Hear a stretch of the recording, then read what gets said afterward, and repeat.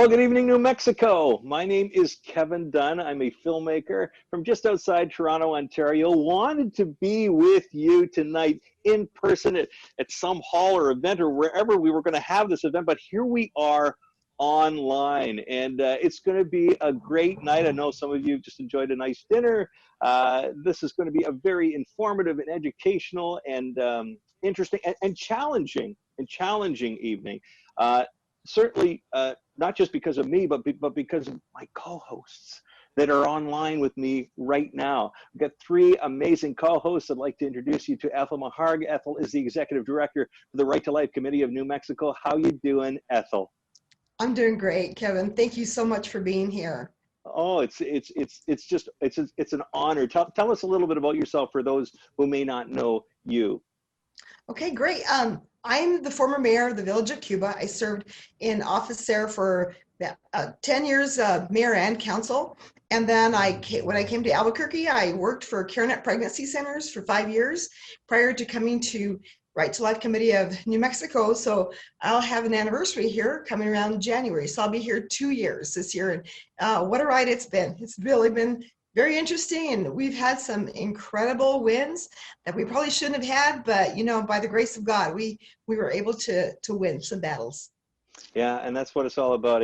Sometimes we focus so much on the destination, we realize, you know what, it's in the battle, it's in the one-on-one, it's in the day-to-day fight, and prayer and everything else that goes into this.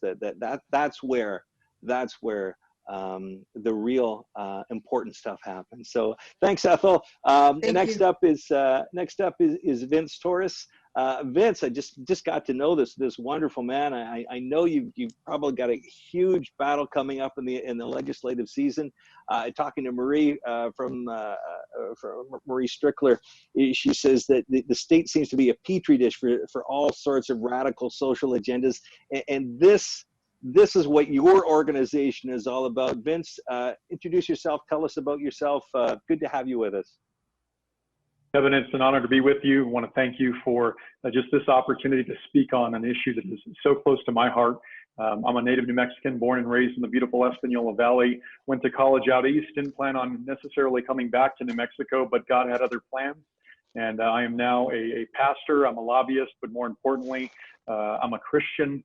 I'm a husband, I'm a father, been married to my beautiful wife, Tiffany, for 12 years, have two small children, Brooklyn and Gavin, and they're the reason that I do this. They are the reason that we continue to fight, and it's truly an honor to be here with my distinguished co-host to fight again for something that matters to me. So great to be with you.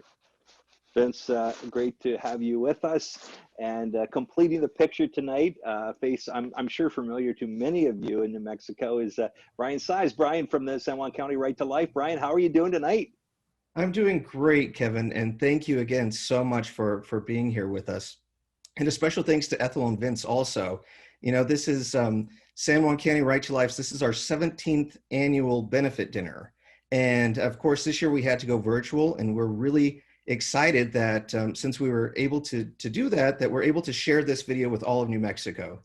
So I'd also like to welcome, you know, everybody in San Juan County, of course, to our dinner again, and thank you all for that. But also welcome Joyce and Nancy at the Glory Christian Fellowship Hall. They're doing this for the New Mexico Right to Life Educational Committee, which is great. And the Roosevelt County Right to Life, they're having an event tonight. And also one of our newest chapters, Lee County. We're so excited that you're getting up and running, and welcome. So thank you very much. And Kevin, you have been just so great. We're so honored to have you on tonight. Can you tell us a little bit more about yourself? I'd be happy to do that, you know, because I actually came to your beautiful state a couple of, was it last year? It was last January, where I was introduced to just some wonderful people. I was with the Euthanasia Prevention Coalition. I was invited as a speaker and to introduce, we had a screening of my film, Fatal Flaws, Legalizing Assisted Death. I'm also a broadcaster. We do my company does the National March for Life here in Canada. And as you know, Canada has the most liberal, with a small L, laws on, in fact, no law on abortion here in this country. It's absolutely crazy. Yet we have this National March for Life. The diehards come out by the thousands every year, just as they do in Washington, D.C.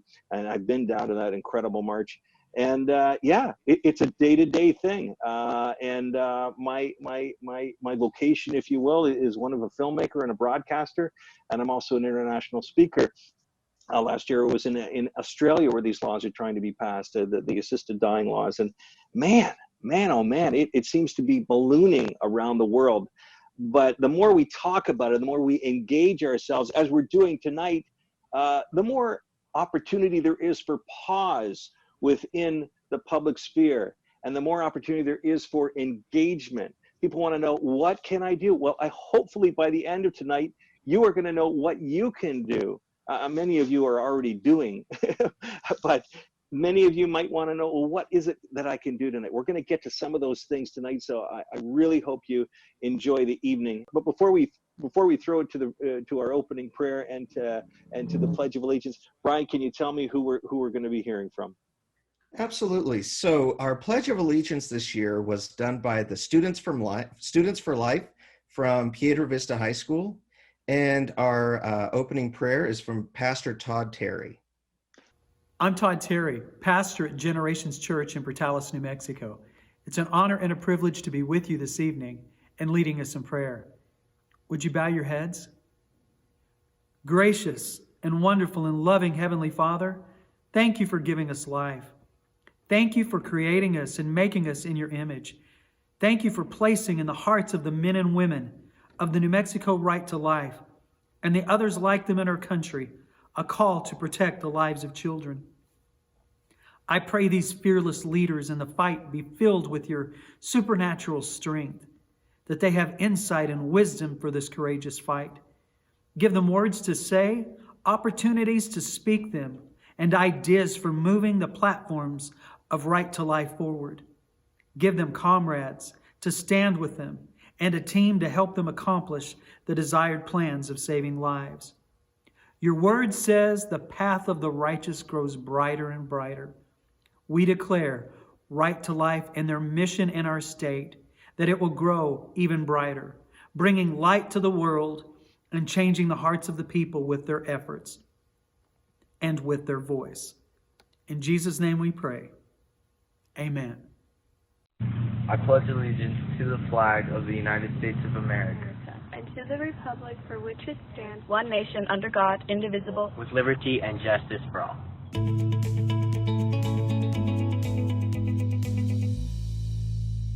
Well, thank you, Pastor Todd Terry, and thank you to the students. Wow, it's great to see young people enthused, on fire for this movement, and I can see that that's happening right here, or right there in New Mexico. Brian, am I true to form here as far as the young people go?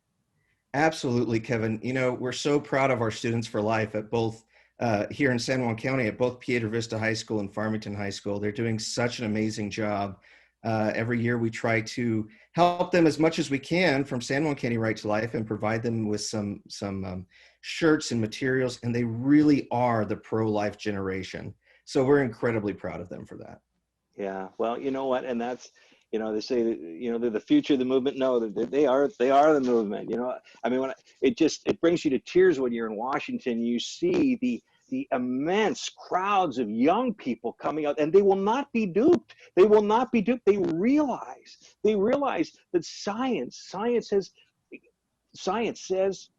it starts right at conception. Life starts right at conception. You know, we can call it whatever we want after, but they will not be duped again. And this is so great to see, because I see it in Canada again, even on the other end of the life issues with euthanasia.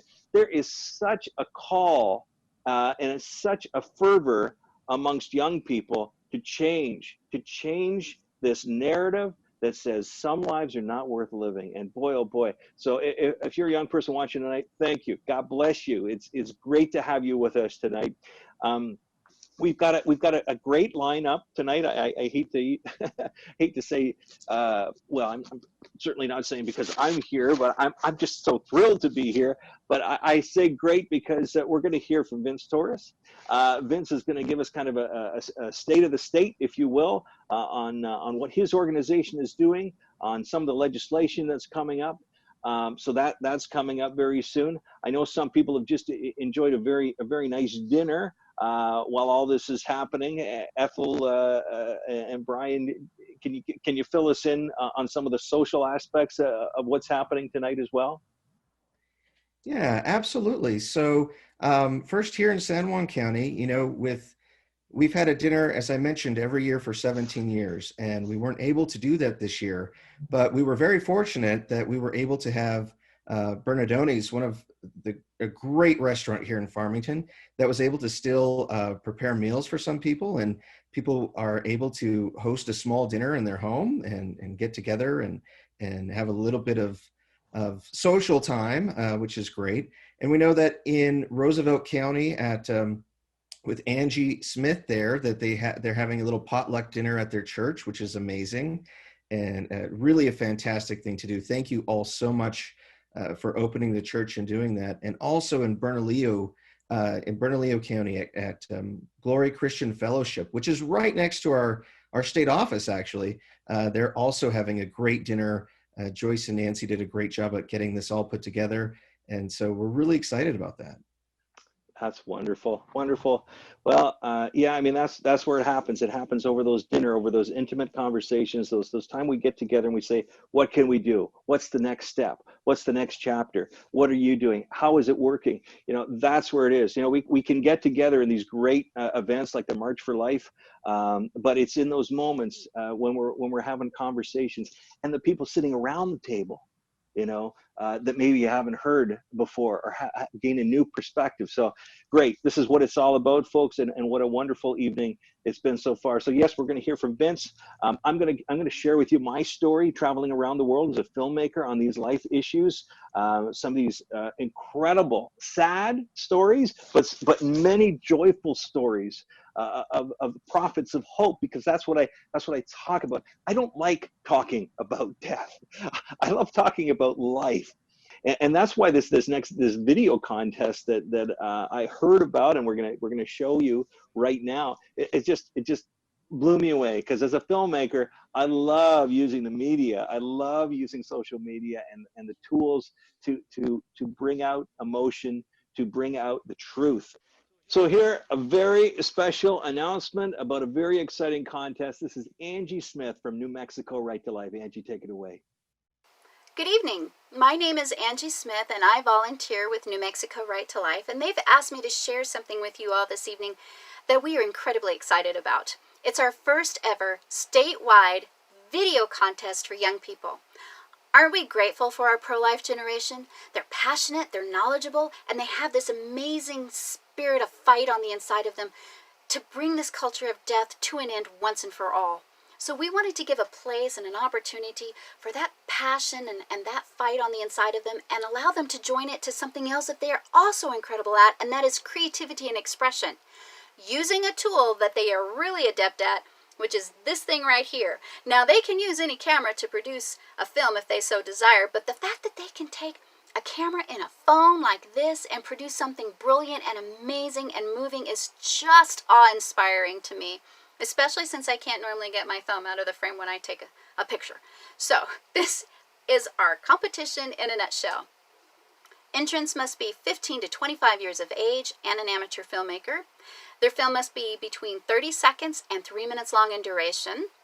And the film needs to focus on one of the 4 pro-life issues: abortion, infanticide, assisted suicide, or euthanasia. And they're encouraged to be just as creative and expressive as they possibly can. If you know a filmmaker who hasn't entered yet and doesn't know about it, please send them to New Mexico Right to Life's website. They'll find a link there that says contest. It'll lead them to all of the rules and everything they need to know to enter the contest. And our deadline for submissions is not until November 20th, so there's plenty of time. Then it moves on to the judging portion of our competition. And one of our judges is going to be Cody Vaughn, a writer, producer, director for Reverent Media, a Christian film production company.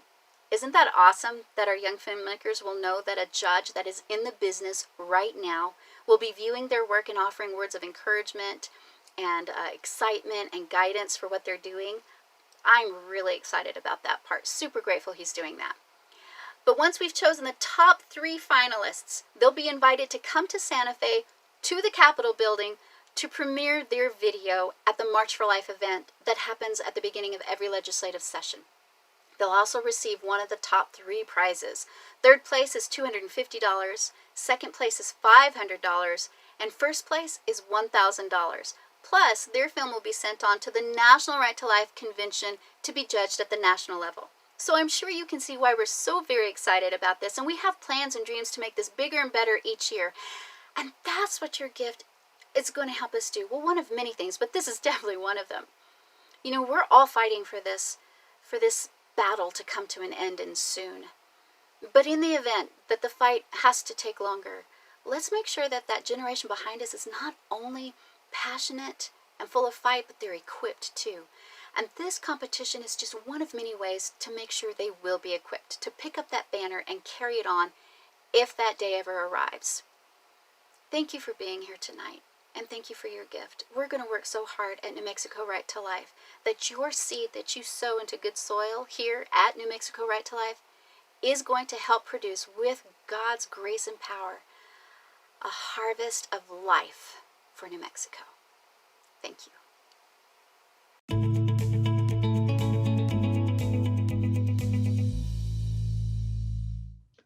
Wow, you got to be excited about that contest. As a filmmaker, I'm certainly jazzed about it. Ethel, what do you think? What do you think of Angie's presentation there? Oh, I think it's fabulous. You know, I am so privileged to have Angie and Brian, because Angie's also one of our board members. Not only does she volunteer over in Curry County, she volunteers for our board. And, you know, I'm so grateful that I have this team that is getting some new things, getting recognition for Right to Life Committee of New Mexico and every single county. It's opening up doors for all the counties to come on board. And I tell you what, these kids have an opportunity to impact lives with their videos, because that's what they do. You know, when you have a story, there's nothing like a story. In fact, I have a story, and Brian's going to play this about Henry's story, and it's about a little boy with Downs, and that's the one that won. And I'm so excited because I have a little Downs baby. Her name is Cadence, and she just turned 5. She was born early. She had some physical complications, but she's a doll, and she's actually all over the internet. So we just love, you know, having her. Her life is full and has value. So we are just so thrilled to have her, and then to see the story of Henry, which is really her story as well. Wow, that's just awesome. Of course, I have 6 kids. I love them all, and one of my dear friends has a child who with Down syndrome, and I call her Champ because she's in Special Olympics, and she just soars, brightens up the room every day, little Sarah, and she's just absolutely, she's one of the lights of my life. She really is. And so yeah, Brian, we're teasing this incredible video that we're about to show, which was it was the winner of a national contest. That's right. So this video is the winner of the National Right to Life video contest from 2018. So National Right to Life has been having a video contest for quite a few years. This is New Mexico Right to Life's first year for the video contest. So we're really excited. Please share this with any young person that you know who'd be willing to join our contest. This is a great video. And again, it's Henry's story, the National Right to Life's 2018 winner. All right, here we go. Let's roll that film.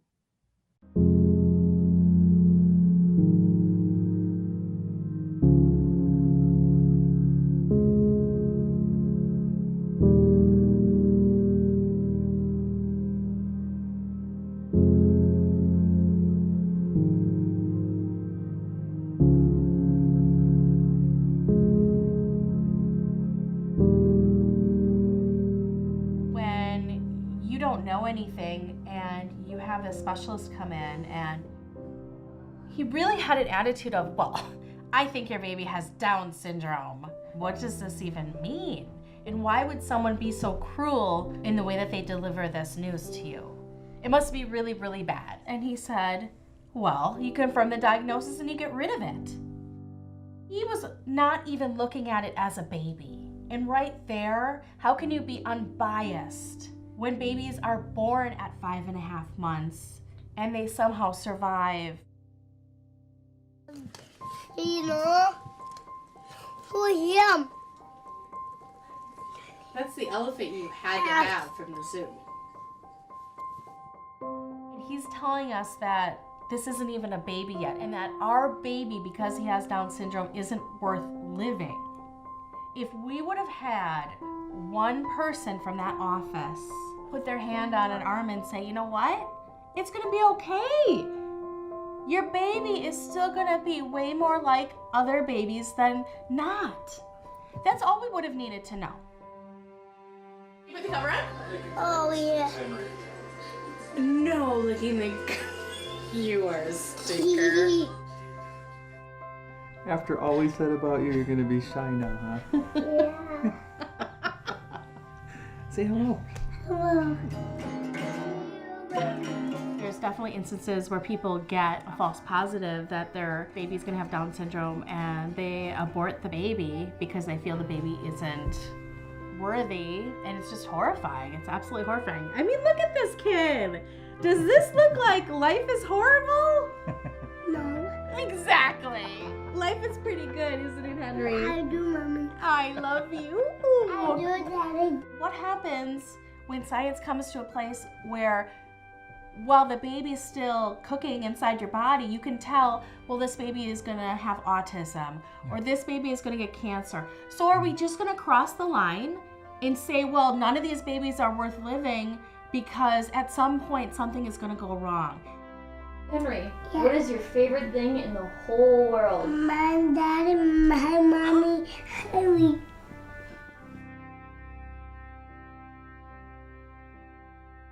Oh, done.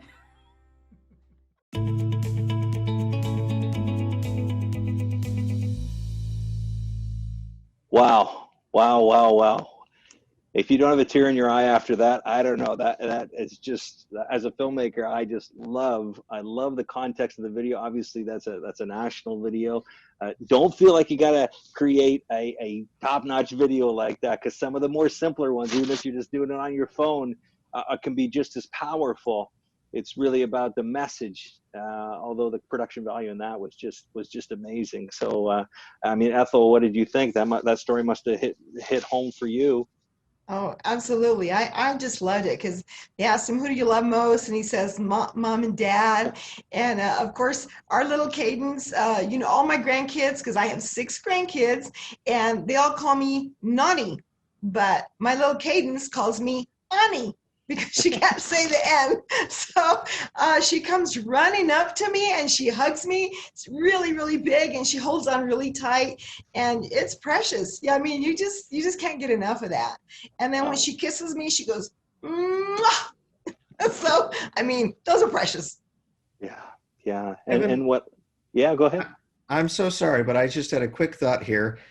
Hate to put this kind of pressure on you right here live on the screen, but maybe you'd be one of our judges as a filmmaker. Maybe you'd be one of our judges. I'd be honored. I'd be honored to do it. I'd be honored. Awesome. So don't worry about putting me on the much. spot.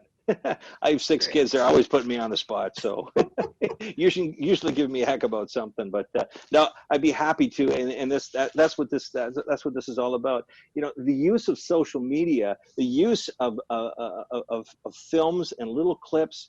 And it's all about stories. It's all about stories. As a filmmaker, that's what I love to do. I love to tell stories, because I think as a movement, we're just learning now what the other side has been doing so well, which is telling stories.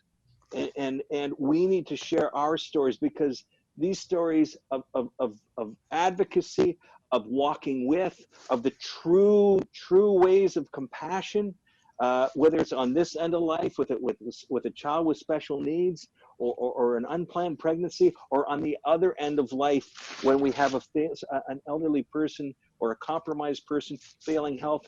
We have to be the reason for their tomorrow. We have to be there. And so when we can share these stories of how we have garnered new life, even if it's a day, even if it's an hour of extended life for someone, it was an hour worth living. And so that's why I'm so excited to have this next conversation with Vince Torres. Vince, your work and the work of everybody online here is incredible. I'm anxious to hear about your organization, what you have been up to.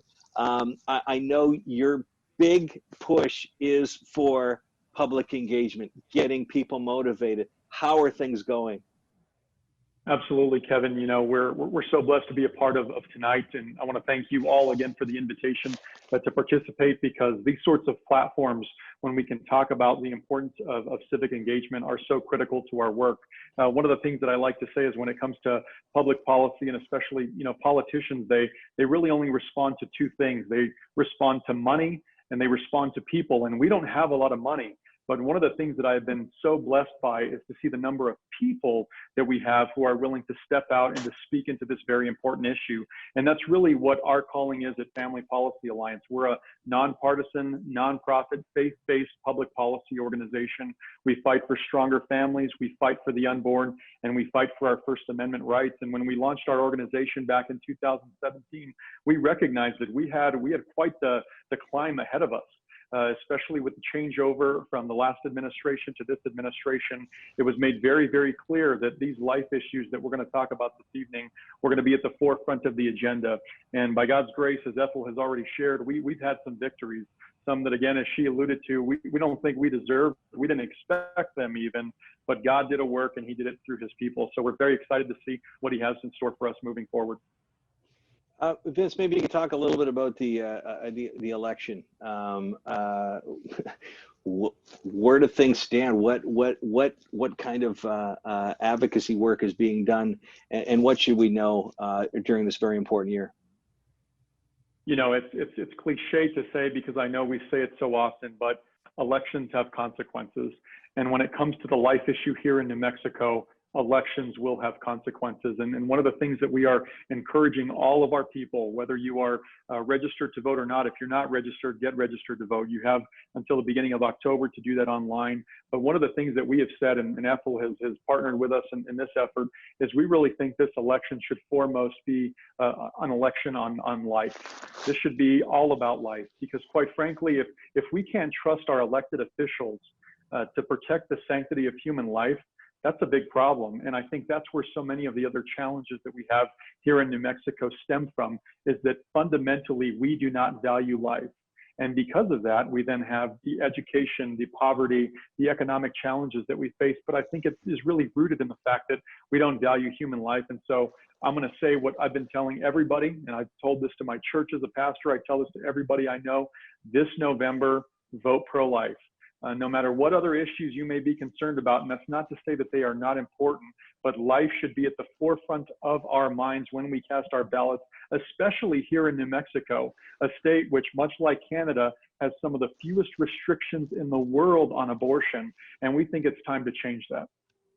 Oh, yeah, I mean, Canada, it's very sad to hear that you're close to Canada, because I mean, when I travel around the world and I speak on these issues, people look at our country, where I'm speaking to you from tonight in Canada, and they go like, how did it ever get that bad? How did it ever get to a point where you don't even have a law? There's no law in this country. There's no law in Canada restricting abortion. And right until the baby toe exits the mother's womb, that child does not have rights. It's absolutely asinine.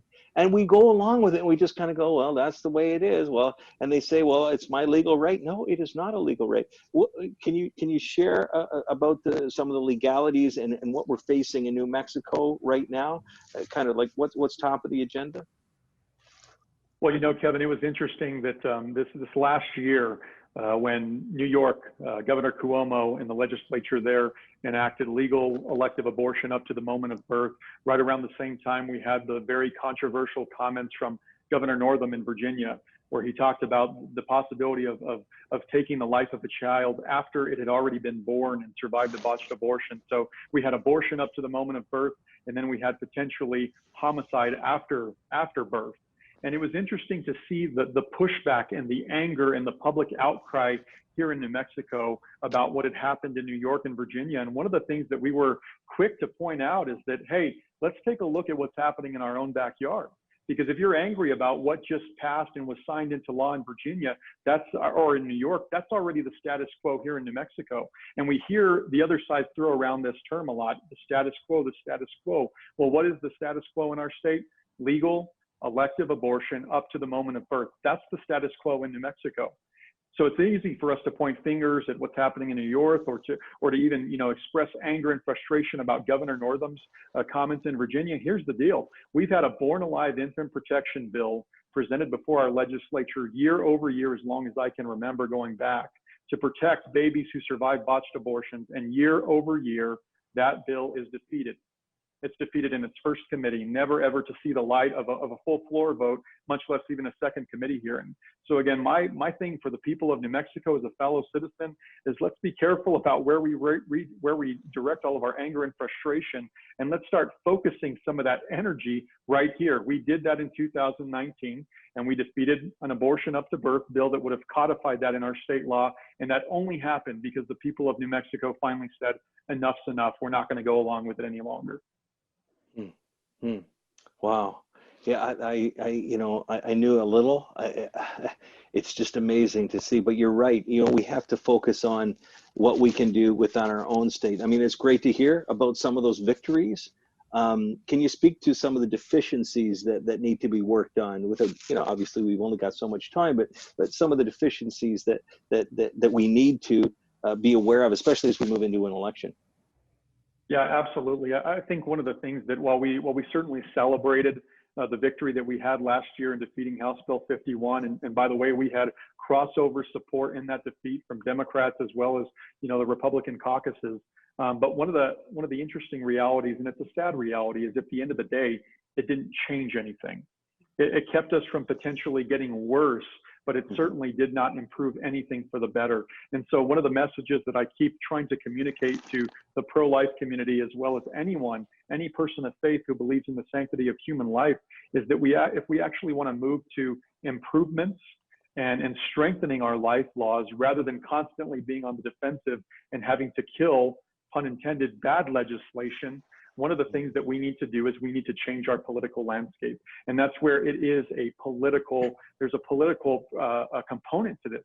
And until we get the proper makeup that we need, until we send pro-life majorities to our state Senate and our state House, we're just going to continue to run around in these circles, perhaps every once in a while have a defensive victory.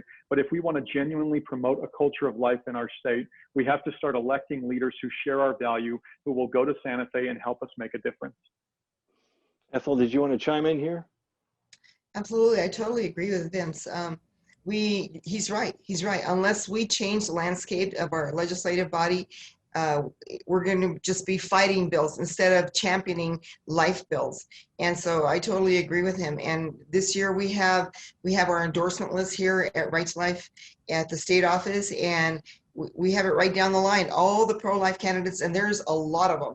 We have 101 brand new candidates, and we just endorsed 105.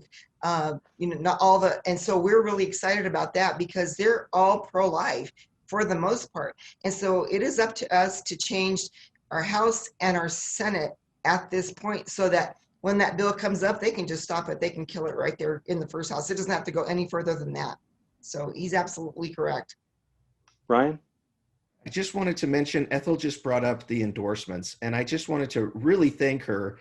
If you haven't seen the endorsements yet, please go and look. They're on our website, the state website, rtlnm.org. Please go and look at the endorsements. Ethel did so much hard work. She called everyone. She explained the pro-life issues. If somebody had a question or they didn't answer one of the questions correctly, Ethel would call them and explain it. I think if they wouldn't have gotten her an answer back, she would have went and knocked on their door to get an answer. She is all over the state doing everything she can, fighting for life every single day. We can't be any happier with her as our executive director. She's been Ethel, absolutely. Are you blushing, Ethel? I am. Thank you, Ryan.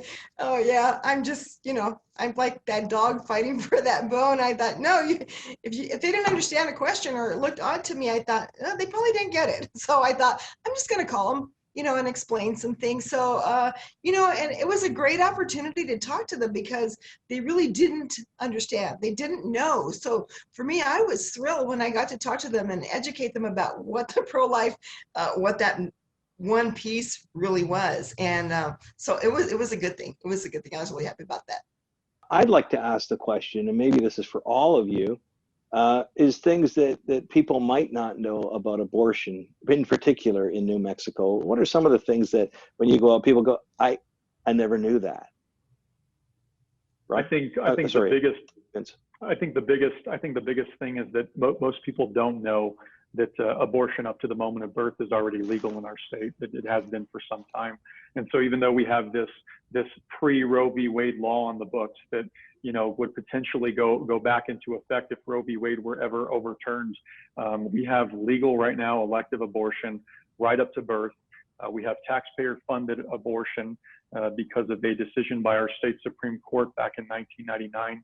And so again, a lot of the things that I think are really the hot topics of the life issue that we see discussed in other states and in Washington, D.C., New Mexico really is a hot spot for that. There's a reason that Albuquerque is known as the late-term abortion capital of the country.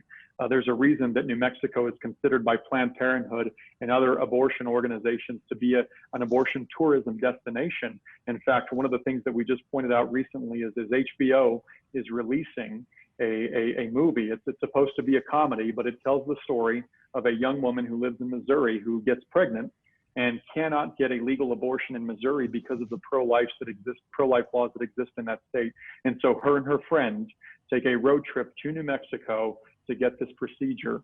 Again, so you see New Mexico once again being highlighted for all the wrong reasons, even to the point of promoting abortions among young children and minors to circumvent their own state laws, and in many cases to keep their parents out of the equation. Because that's the other surprising thing that a lot of people don't know in New Mexico is that a minor here in New Mexico, can legally get an abortion without any parental involvement. I'm not even talking about consent. I'm talking about any parental involvement. I'm a father, I have a daughter. My child's teacher cannot give my daughter an aspirin for a headache without my notification and my consent. And yet, if my teenage daughter were to get pregnant, that same school nurse could drive her to Planned Parenthood down the street, help her get an abortion without me or my wife ever knowing about it. It's ridiculous, and something has to change. Well, you know, you speak of this kind of death tourism happening on this end of the scale, on this end of the life issue. It's happening on this end of the issue, on this end of the life scale, as far as assisted suicide and euthanasia, where people are traveling to states, people are traveling to countries to access this, and it's crazy because there's so few laws. It's so especially in some countries, in some states, you'd never know because the death certificate is so vague. But even before that, just to your comment about how how this message is infiltrating mainstream media as something good, as something wholesome, as something almost entertaining. It just reeks at your soul. It just grabs your soul. You go, wow, where are we going with this? But I think in all of this, as we kind of just take it and look at it, it's stories, right? It's them, it's the other side, if you will, sharing stories and trying to get the sympathy of the mainstream media and actually putting some sort of a comical twist on it. And I see it on the other end with euthanasia as well. Man, we have to become better storytellers. Vince, did you have anything else you wanted to share with us before we kind of move into that portion of the evening where we talk about what's happening on the euthanasia end of things? No, I would just like to take a moment to very publicly thank a few individuals, especially since we are supporting San Juan County this evening. I just want to say that there's a couple of your elected officials that I would actually like to point out. One, a senior senator, Bill Scher. Senator Scher has been fighting for the life issue as long as I have been involved with state government. And I came out of college, went straight into the legislature as a junior staffer. And I can tell you, long before it was the popular thing to fight for, Bill Scher has been fighting for the sanctity of human life year over year. And on the House side, I want to give a special shout out to Representative Rod Montoya, who's the minority whip. These two men are fighting every single year, year over year, to keep this issue at the forefront of our discussion. And we have so many other wonderful legislators who are involved. But since we are speaking to the great folks of San Juan County tonight, I wanted to give a special shout out to them to say thank you, because at the end of the day, we can ultimately rally the troops. We can have our events at the Capitol. We can have people there to testify in committee, but at the end of the day, these two individuals are the ones who are responsible for whipping together these votes that ultimately gave us some pro-life victories that, again, we were not expecting. So to Representative Montoya and Senator Scher, thank you on behalf of the pro-life community. We love you and we appreciate you so much.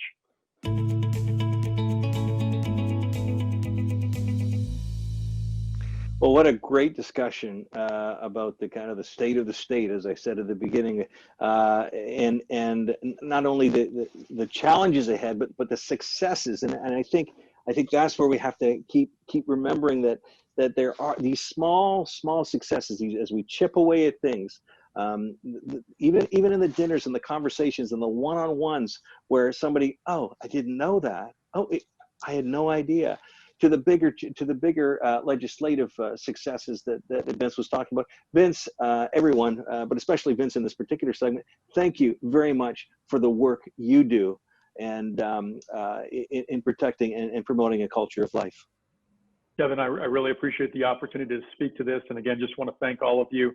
I didn't name him earlier because I wanted to save him for the end along with his wife, but I want to thank Representative Jim Strickler as well, and his wife Marie, for the wonderful work that they do to the point that was already made by Brian. I love driving through San Juan County because everywhere you are, you see a pro-life sign. Every church, there's a pro-life sign. Most of the businesses, there's a pro-life sign. So I want to thank all of you for the wonderful work that you do, and I look forward to visiting soon.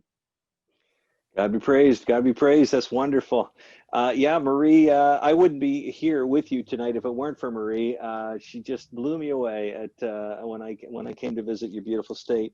And at that time, I was screening my film Fatal Flaws and talking about my experiences, which is coming up. If you haven't heard enough of me already, we have some incredible clips from the film. But right now, I want to show you a clip from the. Actually, it's a trailer for the film Euthanasia Deception. This is what got me into this whole side. I mean, I've always been pro-life on the baby side, for sure. I have 6 kids. but here we are looking at this issue from the other end of life.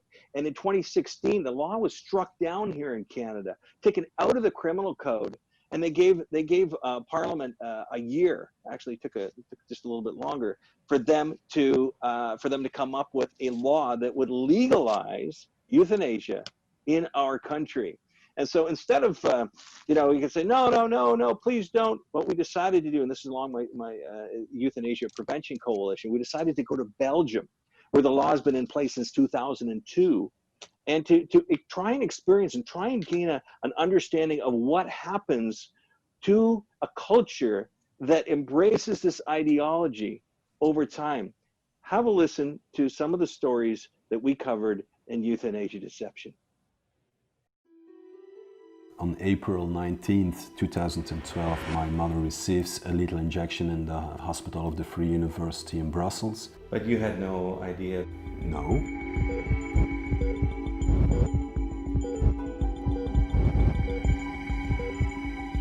My granddad developed non-Hodgkin's lymph cancer at roughly 80 years of age. He was basically killed by the medical staff in the care home. My mother was physically healthy. I mean, she was, yes, indeed. She was going in and out of depressions all her life, but is this a reason for euthanasia? Apparently it is.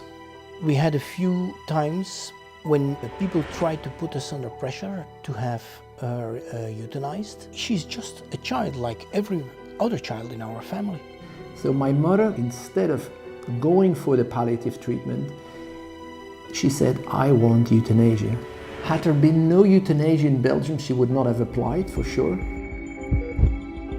I think it's impossible to put safeguards, because it's also impossible to know what is a terminally ill situation. In Belgium, patients are killed by euthanasia at the first diagnosis of Alzheimer or of a malignant disease of a cancer.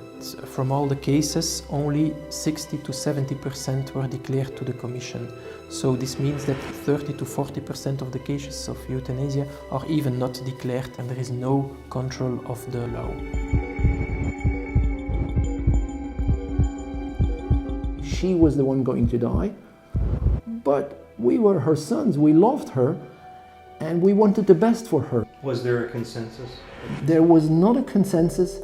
As a mother, it wasn't only her quality of life, it was also the quality of life of her own grandchildren. Well, the law says that nobody has to be aware of the demand of the patient. It's only the patient who will decide. It is strange because at the same time they don't respect the autonomy of doctors who want to not do euthanasia, and they even don't respect the autonomy of institutions who don't want to choose for euthanasia. An aunt of mine was visiting him, and she was giving him some water, and one of the nursing staff came by and said to her, "Don't do that, you're prolonging the process of his dying." And she said, "What?" You see, once you're dead, you're dead. So there's no chance of changing your mind. That's the finality of this. You must understand that this issue is not like any other. And I regret my mother had a treatment on that level. I think she and all the other people dying deserve more. We owe it to them. This is a worldwide issue. This is an issue now that is being debated in nearly every country in the world, and there's pressure in almost all jurisdictions of the world to legalize doctors killing their patients.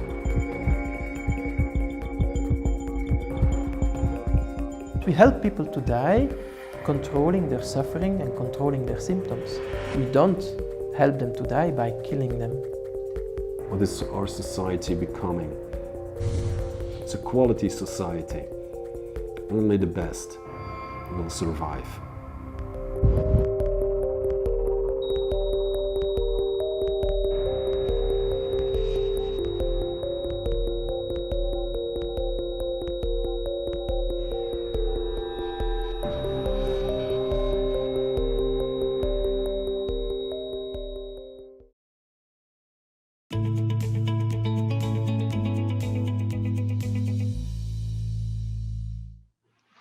Yeah, that's some heavy stuff, and what an introduction to the last 5 years of my life, traveling around the world and hearing stories from countries and states, our own country here in Canada, where these laws allowing for the ending, the purposeful ending, not purposeful, but the direct intentional ending of someone's life, and the dire consequences that happen when cultures accept this. And so it's been quite the journey for me. I have to ask you, Vince, what's happening in New Mexico with regards to assisted suicide, euthanasia, these what they call end of life issues? You know, Kevin, sadly, when we talk about the culture of death in our state, it's certainly not limited to the termination of babies in the womb. Year over year, we have seen a concerted effort to legalize assisted suicide in New Mexico. Thankfully, we've pushed back, and again, people have rallied, people have come together, and we've sent a statement that this isn't who we are as a people. Some of the legislation has gone as far as to promote the idea that a family member should be able to make the decision for the ill person and request the prescription for life-ending medication. There have been in some cases the most loose assisted suicide legislation in the country has been introduced right here in New Mexico. But again, we've pushed back. And we've told stories. And I think one of the most powerful stories and pieces of testimony that I've ever heard actually comes from my good friend, the executive director of Right to Life Committee of New Mexico. And that's Ethel Maharg. And I'd love for you, Ethel, to share your heart and the testimony that you offered last year when we were able to successfully, again, defeat this unfortunate legislation. Thank you, Vince. You know, as I traveled back and forth from Albuquerque to Santa Fe, I had a lot of time to pray. And when I went in there to testify, I just felt impressed that I should say this in Spanish. So out came this, and I said, aquí en Nuevo Mexico, cuidamos a nuestros mamás y papás, los abuelos, las abuelas, hijas y hijos. Aquí no los tiramos como la basura de ayer. In other words, here in New Mexico, we take care of our mothers and fathers, our grandparents, our children. We don't throw them out like yesterday's trash. This is who we are in New Mexico. We take care of our own. And it was a response to somebody asking, why don't they have it here in New Mexico? I said, because that's not who we are. And so as New Mexicans, we take care of our own people. And so I was just really happy that it had an impact. I just thought, you know, it was what I was supposed to do. So, and on that note, Kevin, I'm so grateful what it is you're telling everyone, because I've seen Fatal Flaws. I was part of the event that you were here. So I am so thankful that you're here, because they're knocking on our door right now, wanting to do the same thing here in New Mexico. And we're going to do everything to keep it. So Kevin, here's to you. Thank you very much, Ethel, and congratulations to all of you for keeping vigilant on this issue, because that's I always say, you know, it's really not about us and them, it's about all of us together. And I think there's this real, like when I was in Australia last year, they put me on this which I didn't mind doing. That's not my favorite thing to do, but anyway, it was on this newscast, and they put me against this doctor who was pro-euthanasia and had performed a number of euthanasias, and they put me, a filmmaker, on the other side, and they wanted us to debate the issue. And I said, how long do we have to debate this? And then the anchor said to the controller, how long is this debate? He said, 10 minutes. So it was 10 minutes to discuss this huge issue. And yet I said, I'm uncomfortable in a debate setting, because I don't think this is a debate.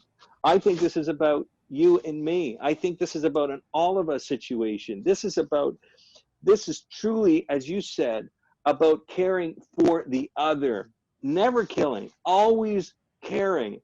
And we've got to get our medical system right. Yes, there's deficiencies in the system, but boy, oh boy, at the end of the day, it is truly about real compassion, which is walking with. And so after euthanasia deception, it was like, wow, it was just like this huge eye-opening experience in Belgium. Back to the conversation with Alex Schattenberg of the Euthanasia Prevention Coalition, said, well, we've got this law. It's happening in Canada, and it's happening all over the world. Let's go to the Netherlands. Let's go to the US. Let's go into Canada. Let's hear from people whose lives have been adversely affected by the passage of these laws. And so what happened was just could blow you away. But I also, before we play the trailer, which is just going to come up here for the film, I want to let you know, we spoke to both sides. We spoke to Death with Dignity. We spoke with the Federation of Right to Die Societies. We spoke to people at the End of Life Clinic in the Netherlands. And understand this. These aren't bad people. These are not bad people. They believe they're doing good. And this is the thing. They actually believe they're doing good by ending the life of someone. And we have to look back and go, 2,000 years, we've had the Hippocratic Oath that says, I will do no harm. I will not end your life, even if you ask for it. And there was a reason. There was a reason for this. Hippocrates, he knew we couldn't trust ourselves. He knew we couldn't trust ourselves. And so he put this in place so that doctors would always be healers, never be killers. And yet we've come to a place in time where 180. Doctors are now in the business of killing people. Here's a look at Fatal Flaws, legalizing assisted death, the trailer, and I'll be back to tell you about my experiences filming this incredible film after you watch this trailer. Welcome to Death with Dignity. I've never been welcomed to Death with Dignity before. For the past 2 years, I've traveled to 4 different countries on a quest to see what effects euthanasia and assisted suicide laws have on individuals and society. This is an issue that's about making the medical professional more comfortable with killing people. There's no killing going on. It's a request of a patient to take his or her life by their own doctor. If you were just to replace the image of the needle or the pill with the gun, I think that would make a much more vivid picture of something that would be transculturally wrong. One side says that these laws will protect us. Just 10 seconds before I put the injection in, I say, look in the eyes and I say, is this what you really want? The other says we've gone too far. So it's the only procedure that I have at my disposal in this state where I'm protected completely from civil or criminal liability, and I don't even have to fill out any paperwork. Boundaries of euthanasia in the Netherlands seem to be blurred, and the situation seems to be shifting. Who's telling the other side of the story? I'm afraid no one. We're heading into a tipping point in the assisted suicide issue in the US. You've given the government the power to decide who can die. It can morph to how you look, how you think, what your politics are. It's very dangerous. If I had to go ahead and do what the doctors wanted me to do, I wouldn't have had her. What was that? Well, they wanted me to do assisted suicide death on her. I have a death wish for about 6 years. People ask me all the time, like, when I give you a glass with medication, and the medication is will kill you, will you drink it? And I say, I will drink it right away. I have to ask the question, who has failed her? Has the healthcare system failed her? At the moment they gave her the injection, they said they gave it so that she could go to sleep. But in fact, they just killed my mother. It's like being a lawyer for the defense and the lawyer for the prosecution in the same courtroom. And if you're not bothered by that, I'm also the executioner. Is it murder? Well, it's murder on request.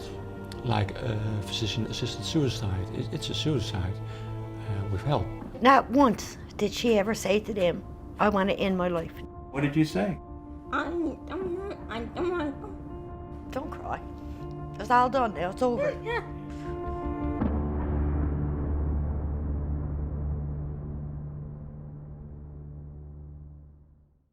Yeah, so that's Fatal Flaws. That's the film I co-produced with the Euthanasia Prevention Coalition and my company, Done Media, traveling to 4 different countries, Belgium, the Netherlands, USA, throughout Canada. What an amazing, amazing journey. And since that film has taken off, I've been traveling back around the world again to tell people about my experiences, about these people that came forward to talk about these laws, which really undermine the beauty, the sanctity of life. This is it. Some lives are not worth living. So I developed this talk under the banner Prophets of Hope, and it's called Living, Dying, and the Power of Presence. And I'm going to share with you the talk right now as part of our evening. And I'm going to share my screen here. Just a little bit about my background. As a documentary producer, I've done a lot of different kinds of films, biographies, science docs, did a film on the origins of James Bond. I've done docs for Discovery and History Channel. But most recently, I've been busy and turned my attention to social issue docs, to important matters of the day. So this is my story. I never thought I would be doing this. I never thought I would be talking about these issues. And probably you may be feeling the same thing, but it's so important. It's such an important part of getting the public dialogue, the public discourse, to changing the public discourse is our stories. These are the main things we can do to change public discourse. My story, I suppose my love for the vulnerable started when I was a youngster, or in my teens here, playing guitar. I love to play guitar. I didn't pull it out tonight. I wish we did. We'll have time. I'll come back to New Mexico and we'll sing some songs together. But I love performing, and one of the great ways I really found a lot of joy was singing for people with people with disabilities and the elderly, and it brought me so much joy. I really learned the power of presence in my youth, what presence can do. You know, when you walk into a room with a guitar and sing a few songs, you know, people come to life. People come to life, even those you think, well, maybe they're not there. You know, they might be hunched over in their wheelchair or whatever. There is music brings those memories back. And boy, oh boy, what a gift that can be. This is my biggest production and sequels. Actually, I have to update this picture because we have a new little grandson, Noah. And yeah, so these are my children and grandchildren and sequels, I call them. So, you know, and in the end, isn't this what it's all about? Isn't this what it's all about? Passing down the faith, generation to generation, passing on the sanctity of human life. For you created me in my inmost being. You knit me together in my mother's womb. I praise you because I'm fearfully and wonderfully made. All the days ordained for me were written in your book of life before one of them came to be. You know, I love that. I love that psalm. And you know what grabs me about that psalm? I mean, most of the time we love the part about creating me in my inmost being. And it's such a beautiful part. But, you know, the one little thing in this psalm that really, really, it came to me when I was looking at this psalm last year. All the days ordained for me, all the days, every single day from conception until natural death, all of the days.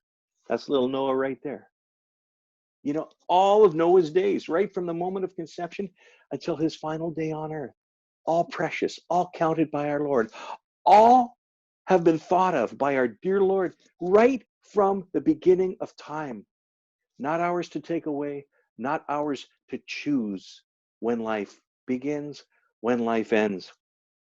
So what does defend life mean? We know conception, you know, science tells us that conception, you know, that life begins right at conception, a brand new DNA, never to be repeated again.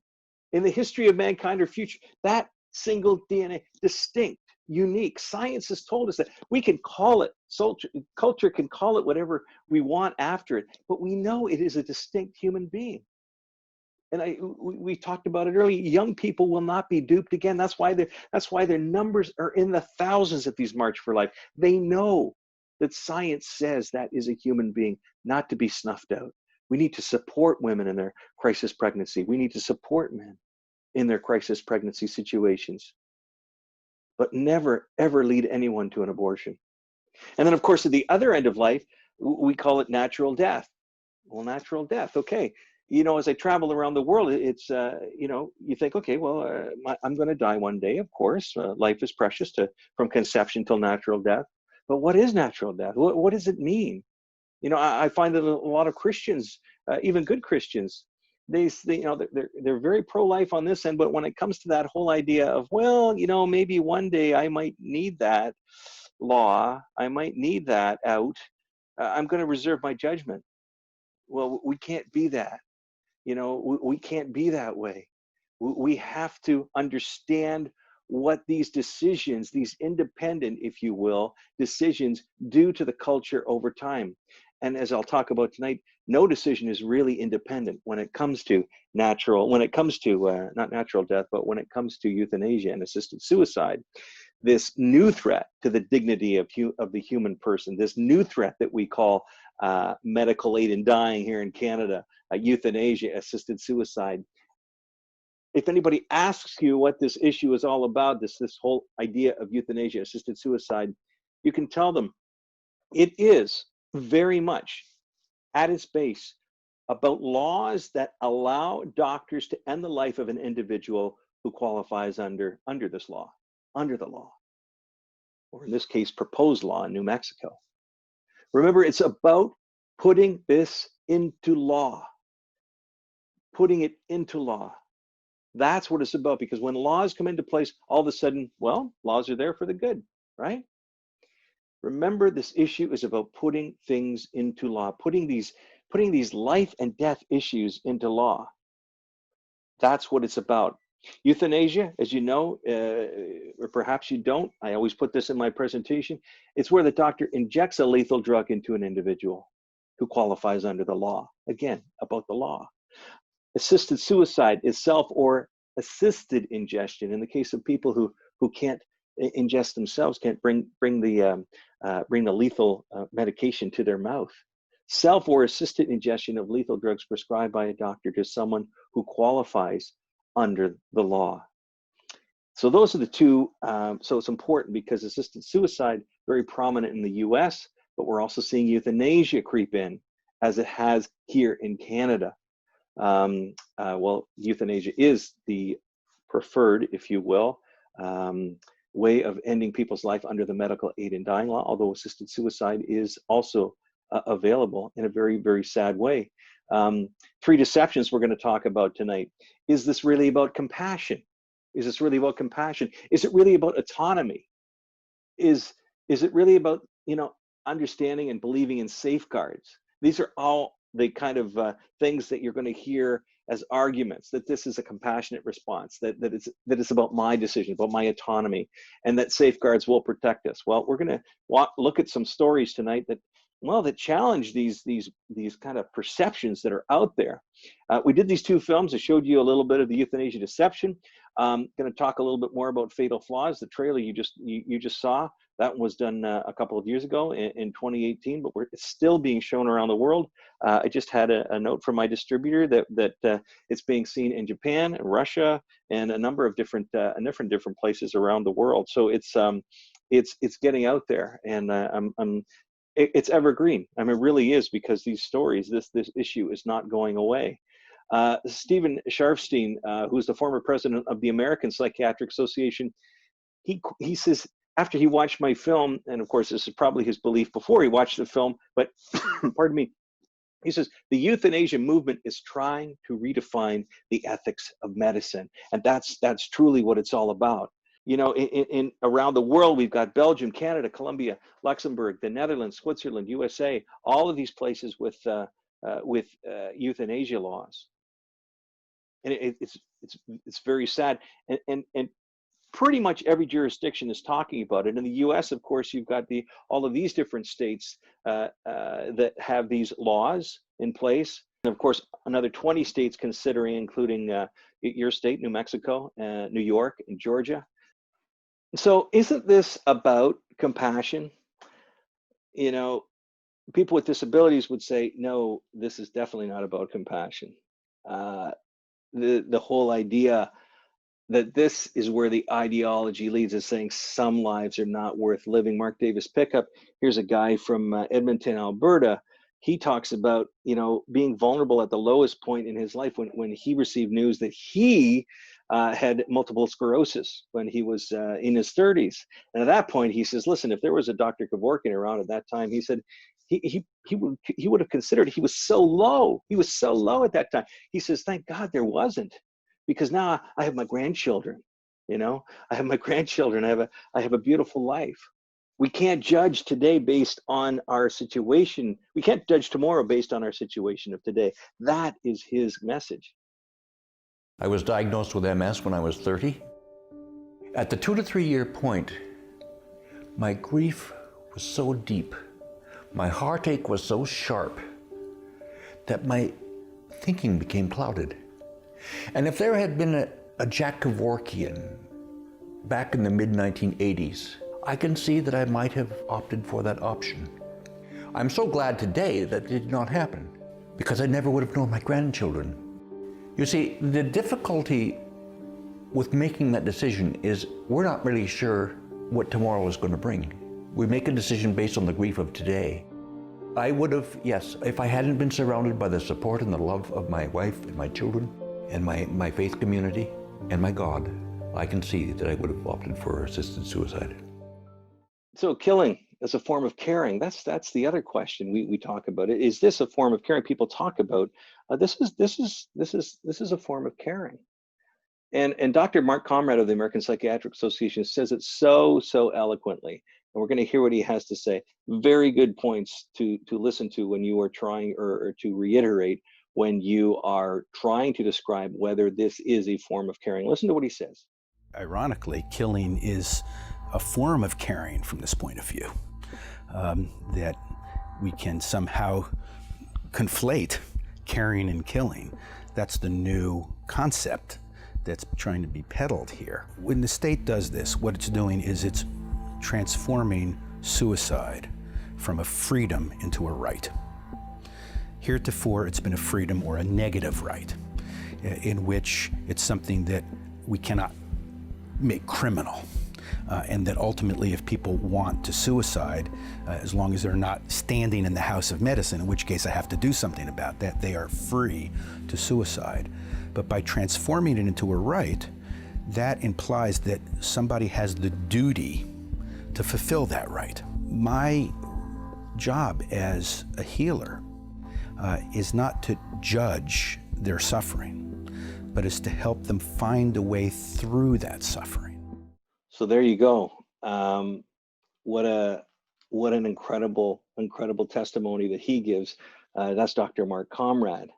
You know, when it becomes a right, that means that somebody has to be involved. Somebody has to take care of it for you. When it becomes a right, a legal right, it puts it in the hands of someone else to carry that right, to carry through with that right. And who is that? Well, it's the doctor. Doctors have never been in this business before. So people say this is autonomy. Well, no, it's not autonomy when you're giving the right to somebody else to end your life. That makes them implicit. You know, it's really, when it comes down to it, the legal rationale, you know, we've always heard that, and most of the laws have to do with this, and they talk about terminal illness as being a rationale. They talk about, you know, 6 months to live. They talk about reasonably foreseeable death, whatever that is. In our Canadian law, it says reasonably foreseeable death. Whose death isn't reasonably foreseeable? Anyway, it's crazy. Grievous and irremediable medical condition. And these are all different things that they talk about in the legal rationale. But the question is, what is the real rationale? Why do people ask for death? Yes, they might fit into some of those these others categories, but what is the real rationale? What is the real rationale? Why do people ask for death? Well, let's talk about it. Fear of losing autonomy. That's usually number one. I fear I'm going to lose my autonomy. Things that I could do before, I can't do now. See how that kind of plays into the whole disability rights argument? You know, autonomy has a lot to do with disability and disability rights. So if I fear losing my autonomy, that's number one. Fear of future pain, fear of this pain that is about to come. Fear of future pain. You know, the majority, in fact, very, very few cases, in fact, it's infinitesimal, the number of cases where pain, the actual physical pain, is so bad that people are looking for a way out. It's usually access to pain management that's the problem. But fear of future pain is one of the top reasons. So I'm fearing what is to come. Fear of becoming a burden is another huge rationale for why people ask for assisted death. Fear of becoming a burden. Where does pain fall on the list? Well, actual physical pain that I can't manage anymore is like down in number 22, 23. You know, unless there's cases where people just don't have access to proper pain management. But that's a systemic problem, right? That's something that we should be doing, we should be getting better at. But these are the top three reasons. Pain falls 22, 23 down on the list. What about the worst cases? You know, well, those are the ones we're talking about here at the end of the day. We have to be better at pain management. We have to fix the system first before we introduce these laws. Autonomy versus the medical establishment. This is really what it comes down to at the end of the day, because these are the associations, the people that we look up to, the World Medical Association, American Medical Association, the American Psychiatric Association, the list goes on. They all reject physician-assisted suicide. And yet we're putting laws into place that contravene, that go against what these major organizations are saying. This is no place in law. This is no place being in law. And yet why? Well, we say we know better. You ever felt like a burden? That's number 3 on the list, why people ask, or could be number 1 in some cases, but again, it falls in the top reasons why people ask. You ever felt like a burden? I think of my dad. who had cancer a number of years ago. And I remember driving him to an appointment to see his oncologist, and man, he was feeling pretty down. He says, "Kev, you know, you're missing work. You're doing this. And a lot of the family members were taking care of dad at the time, but he was feeling like a burden. He really felt, and I was involved in this project then, and I welled up with tears because his dad, never say you're a burden. Never say you're a burden. This is some of the most important time in my life, being with you. I could be working, but I won't remember that day at work. I will remember this time being with you as you go in to see the doctor, as you have your operation, when we're praying together, when we're laughing together about something that happened in the waiting room. I will remember these days. I won't remember that day at work. These are the visceral moments in life that we cut out of the picture when we end life, when we cut life short through these laws. Because now we have situations where people are being euthanized. In the case in this is in BC. A family says, BC man with a history of depression wasn't fit for assisted death, and yet the doctor ended his life on his request. The family is torn apart. A medically assisted death allows a couple married almost 73 years to die together. One of them had a this is in Canada, I think it's in Montreal. One of them had a terminal illness. The other one had issues, had concerns medical, but wasn't qualifying. But they thought, well, you know what? Let's do the compassionate thing and allow them to die together. You know, this other one comes from I think this is Belgium. Euthanasia twins had nothing to live for. And why? Because they were deaf. They felt they had nothing to live for anymore because of their deafness. And yet in Belgium, that pain qualified them for the law. And they're no longer here. So sad. So we say, well, is this about compassion? Well, compassion, let's look at the root word. Compassion means to suffer with. I will journey with you. I will suffer with you as you go through this. Language matters. So if people say this is about compassion, say, well, what does compassion mean? It means to suffer with. Well, is it about autonomy? Euthanasia-assisted death always involves more than one person: a doctor, nurse, pharmacist, hospital administration, family, friends, lawyers, music therapists. I say music therapist because I've had a call from a music therapy person in music therapy who usually brings music to bring people to life, and yet she was being asked to provide music therapy or music for somebody who was having a medical aid in dying procedure. She said, I don't want to do this. So we talk about this as being an autonomous decision. No, there's always somebody else involved in this decision. It's not about autonomy. We say it is, but no, it involves the whole community.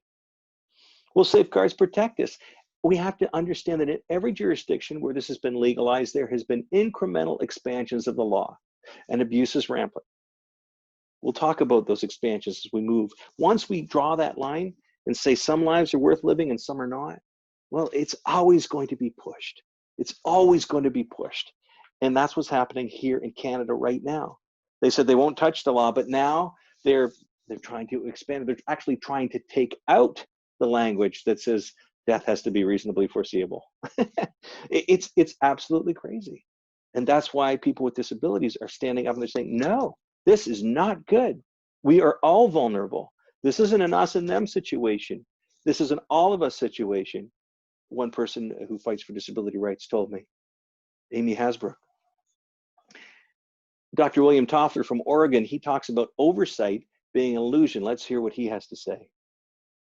My job as a doctor is to alleviate their suffering. It's not to be a vending machine when they make a good, rational argument that they'd be better off dead. It's like being a lawyer for the defense and the lawyer for the prosecution in the same courtroom. Am I arguing for the health and well-being to extend life as long as is reasonable? Or am I advocating for their early demise because after all, they're going to die anyhow? And then, by the way, if you don't think that's a conflict of interest, I'm also the judge to decide which argument's the best. And if you're not bothered by that, I'm also the executioner. There are about 200 doctors in the state of Oregon who believe they can keep all that conflict of interest straight. It's a delusion. If society is going to do this, if they believe that situational killing is the right answer for some illnesses, diseases, some points in life, then it should be someone outside of the house of medicine to avoid that inherent conflict of interest. Because after all, up until recently, there is no crystal ball reading course in medical school. And I say up until recently because for the first time in my university, in my department, some of my colleagues were teaching young doctors in training how they go about ending their patients' lives. There you go. That's Dr. William Toffler in Oregon. Really, really powerful. In the Netherlands, it's common to see euthanasia performed without explicit request. In Belgium, there were 1,000 deaths hastened without explicit request in 2013. 1,000 people. And you think, well, how could this happen? 1,000 people? Well, it's been explained to me then that, well, probably family members weren't visiting. These people have been around for a long time. Nobody was visiting them. They were depressed, dementia. And this is crazy. This is crazy. I want to talk to you about Candace Lewis. Candace was in the film Fatal Flaws. Now, Candace lived with cerebral palsy and with spina bifida since she was born, in and out of hospitals. When I came to visit her, she had the most remarkable story to tell me. This young woman, ball of fire, beautiful in every way, told me about this horrific occasion when she went into the hospital one time when she was very sick. If I had to go ahead and do what the doctors wanted me to do, I wouldn't have had her. What was that? Well, they wanted me to do assisted suicide death on her. This is your story. You said a couple of things on the CBC News story. I remember they said, did you want to die? And what did you say? I don't want to. She got sick here at home. We got the ambulance. When we got her to the hospital, she was having seizures. They had to give her medication, take her heart rate down. Her heart rate was very high, top of 170. This doctor that was seeing her first, and he came in and he told me that her kidney wasn't in the right spot. He told me the lower parts of her lungs had collapsed, so they admitted her. And the next day, when he came in, he took me out in the hallway and he just stood me up against the wall and he told me about assisted suicide death was legal in Canada. And I said, well, he asked, did I know? And I said, no. And then he said, he was all for it. And I said, well, that was your choice. And I told him I wasn't interested in anything to do with assisted suicide death. And he told me, he said, I was being selfish and he wanted to assist me in doing this. And I said, I'm not interested.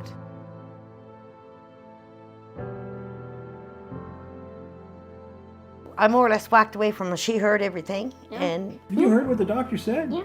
How did that make you feel? Not feeling good.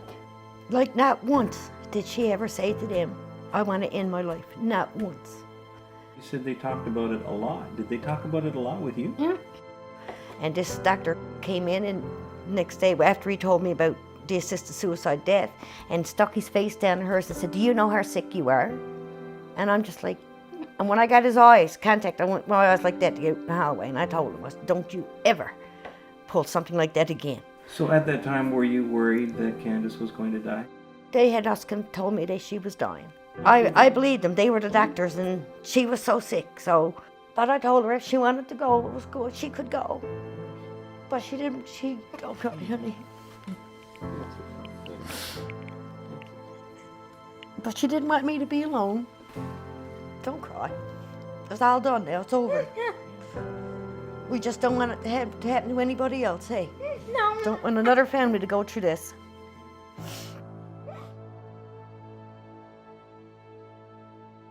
That is one heavy story, for sure. But here you go. 1 year later, after this incident, she's escorting her sister down the aisle at her sister's wedding.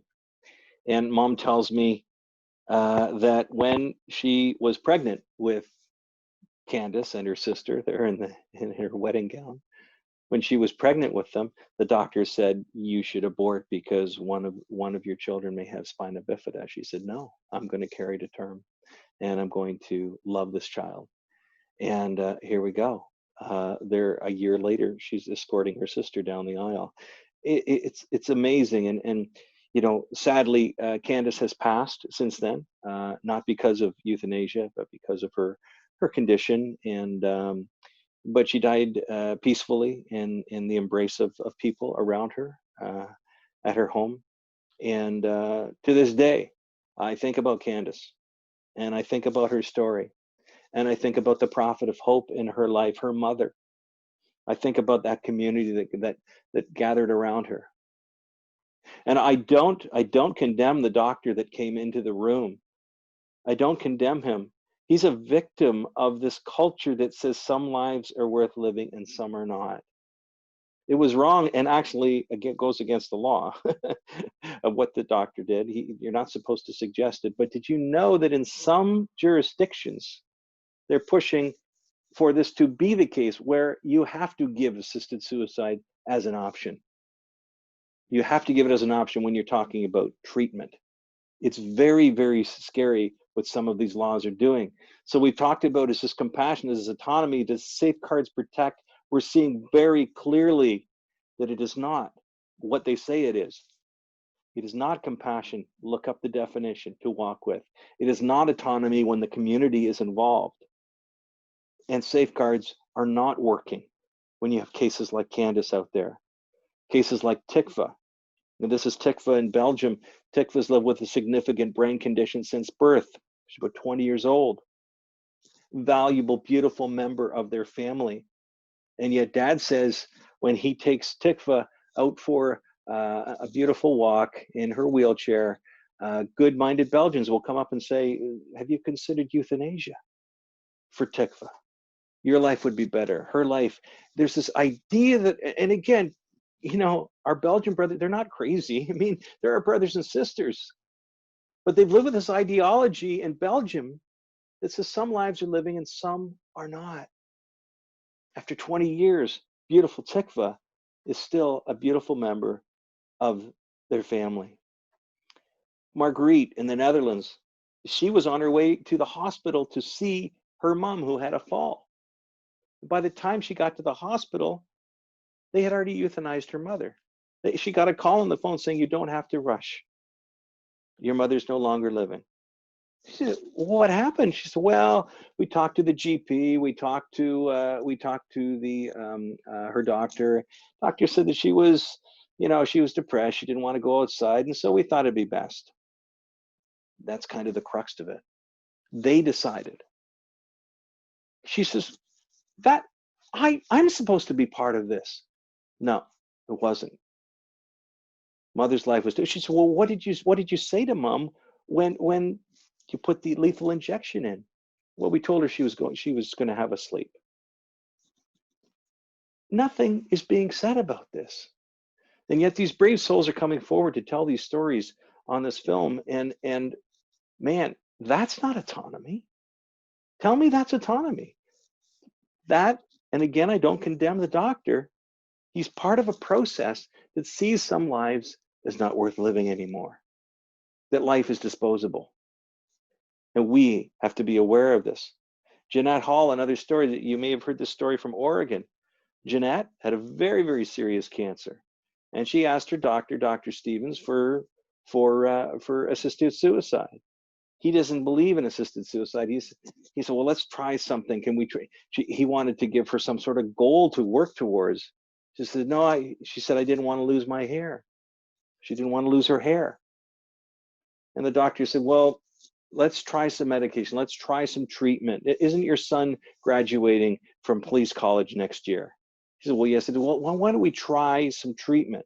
She says, okay. She reluctantly, she said, I'll try the treatment. And when I spoke to her on the phone, she said to me, she says, Kevin, that was 20 years ago.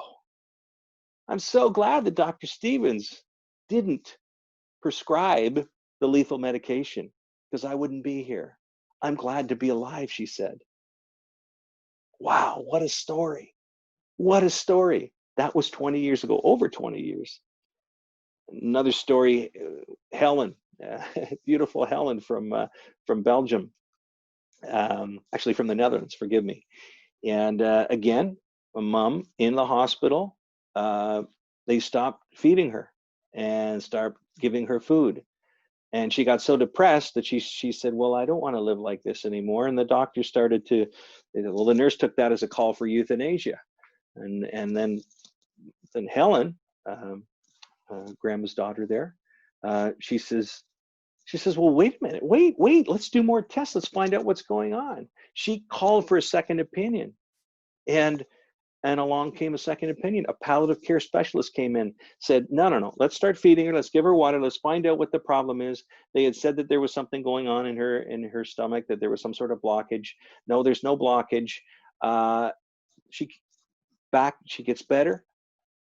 She gets better. And when we interviewed Helen's mom, she was at a nursing home, and quite the force at the nursing home. This Dutch woman, she was just beautiful. And one of the stories Helen tells me, Helen's the daughter there on the left, and Helen says, had mom died, there would have never been a family reunion before mom's passing.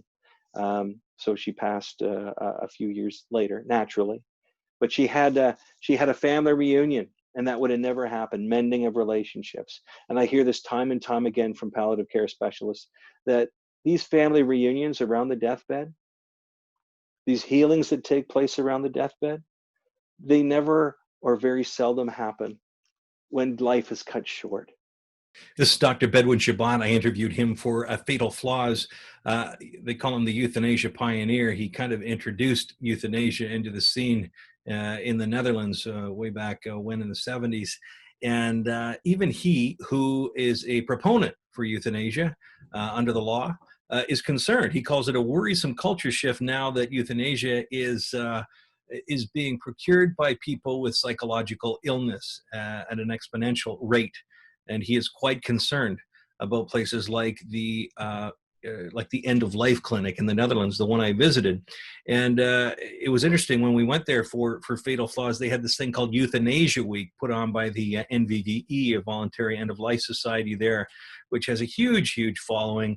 They had Euthanasia Week. They had films and all sorts of things going on for seniors. They had forums. And welcomed young people. They had a youth symposium, which kind of just stunned me that they would have an event for young people. And they allowed me to come. Very lovely people. And this is Aurelia Brouwers. Aurelia was interviewed for Fatal Flaws. Aurelia has lived with psychological illness for a long time. She told me this. She's written books. She's had videos. She had a huge following on Facebook, and she was asking for euthanasia for her psychological illness, but her GP wouldn't give it to her. And towards the end of the film, though, I get this email from Aurelia saying that she was indeed approved for euthanasia by the same End of Life clinic that where I had interviewed the executive director. And so I asked her, I said, will you have a Skype interview with me? And that's where she told me that in 2 weeks at that time, she was going to be euthanized by a doctor. And there she is holding up. I asked her what that was. She said it's her vomit medication. When they give the euthanasia, the lethal cocktail, the body tries to reject it. So she says I have to take this vomit medication to keep the lethal medication inside of me. And I think, man, isn't this so sad? I pleaded with her.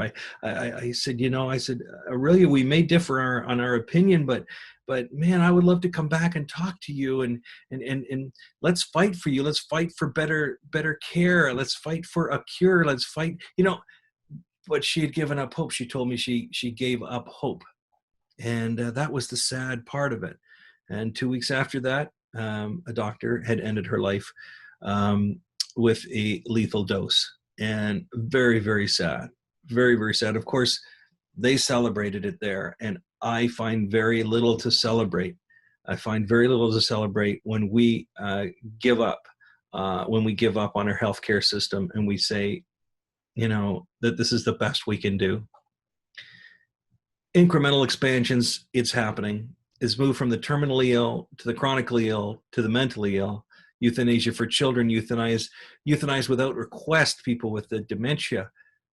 It's happening. And all we have to do is look to the Netherlands and Belgium to see cases where, people are being held down against their will, those with dementia, and having their lives ended because of a previous request. And now we have this thing called the completed life, where people who are otherwise physically healthy are asking for a new law that they can end their lives because they feel their life is complete, that it has no meaning anymore. Just as early as last year and into this year, we've got the Dutch news talking about this government, this party, pressing ahead with a bill to support assisted suicide for completed lives. It's like, where will it end? I asked the doctor of the book, The Completed Life, Els van Wijngaarden, I asked her, I said, well, what is it that these people wanted? What was driving this need for suicide on demand? And she said the majority of them were just lonely, felt their life had no meaning anymore, didn't want to get old, didn't want to deal with the things that we deal with as we get older. And I thought, how sad. I mean, how sad is it that society has come to a point where people who feel their life is complete want to end their life? I look at this and I think we need prophets of hope before we have get to things like this, where you have a suicide machine being prompted to something, new and wonderful. And this is what's going around. It's like, they call it the Sarco 3D. It doubles as not only as a suicide machine, where you have a lethal where a lethal gas comes into the machine and person's life is ended, and then it doubles as a coffin. I mean, how far are we going to go as a society when these things are now being touted? So where do we go from here? That's the question. Well, as I've said all along, that this is the call for new prophets of hope to arise. And that is what you are. That is why you're here tonight. That is why I travel around the world and online talking about this whole idea of becoming a prophet of hope. For our struggle is not against flesh and blood, but against rulers, authorities, powers of the dark world. And man, it's a dark world, it feels like. And against the heavenly and against the spiritual forces of evil in the heavenly realms. Ephesians 6, we know that so well. As Christians, we know that there are forces at work, and we have to do everything we can to put those forces at bay. And how do we do that? Well, we shift out of neutral. We say, listen, I'm not going to be neutral about this anymore. I am going to get engaged. And that's what a gentleman told me when I was speaking in Australia. He said, you shifted me out of neutral, Kevin, and now I am pro-life. I am against euthanasia and the passing of these laws, because being neutral is not an option. Even the good Lord himself said that I believe in the Old Testament. He says, be hot, be cold, but don't be neutral, or I will vomit you out of my mouth. He wants people on fire for the truth. And that is what we are doing here when we become a prophet of hope, when we uphold and protect the dignity of the human person. When we use film and social media in our own circle, we are all film producers. When we have a camera, really, we can talk to people about this. We can talk to people. We can have peaceful activism in the public square. We can use the power of presence in the lives of those around us. Those are the three things that I always try to drive home with my talks. Of course, all rooted in gospel truth, even though we don't need necessarily gospel truth to proclaim these messages, because they're very much part of the human heart and our desire for people to be well and to do good. We do this through films. I've shown you a few of them tonight. These are films that we get involved in the March for Life. This is the kind of things that we're doing. Social media.